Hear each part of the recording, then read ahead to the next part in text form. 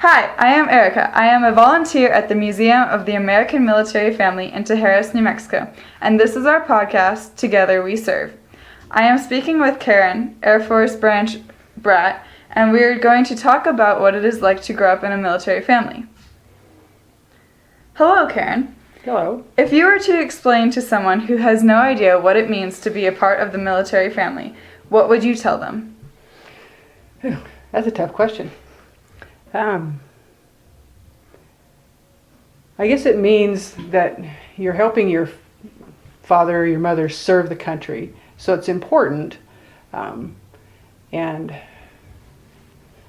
you have to understand how different it is, the way people grow up. We move all the time, typically. So making friends is hard because you're going to move again and have to do it all over again. But that these things are really important, that your mom or your dad serves their country, and your job is to support them at that. Right. How long was your family in the military? Well, my dad was in the Air Force when I was born, and he retired when I turned 17, so 17 years. Where were you stationed, and which was your favorite place, and what was your least favorite place?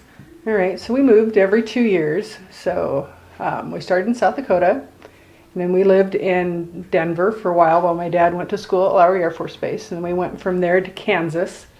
Actually bought a house because they thought we were going to get to stay, but they moved us right away to Okinawa. And we spent 3 years in Okinawa, Wow. which was awesome. We came back to New Mexico to Holloman Air Force Base and spent a couple of years there.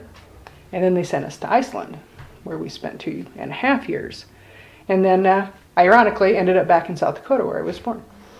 So that was pretty cool. My favorite place? It depends on age, really. When I was little, Okinawa was a great place to be. We got to go to the beach every day, Right. or every weekend. We didn't get to go every day.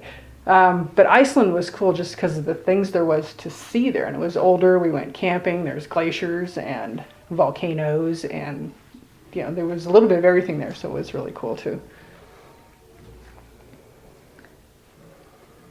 What, in your opinion, is the hardest thing about being in the military and being a part of a military family? I think the hardest thing and the best thing was moving all the time, because it was hard to make friends. And when you made friends, then you had to leave your friends.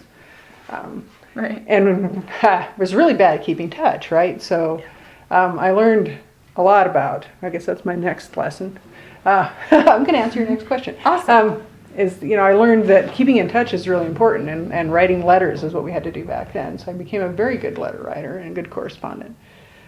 Unfortunately, I let that lapse when I started college, so I lost track of all those friends. Right. What is one of your best memories of your military life? I think that would be on Iceland, because my dad was a little more senior at that time, so we would have all of the young guys that didn't have families on serving with them, either families back home or just not married and hadn't a family. They'd all come to our house for the holidays. Right. And so that was always really cool, because have all these young men and women that would just come to their house and just be part of our family for the holidays. It was very cool. Absolutely. What would you tell someone who is considering joining the military? Should they do it or not, and why? Well, it's a very personal decision. I think that it's important to encourage people that want to serve, but they have to go about it the right way. I think you have to really want to make those sacrifices, because they have to understand that it is a sacrifice, right? Absolutely. So it's not right for everybody, but I think the ones that there are people that that's what they should be doing, because that's their ambition in life, and that really serve their country, and we need people like that. So it's not a real good answer. Well, thank you for sharing your thoughts with us. This is Erica, and this has been our podcast, Together We Serve.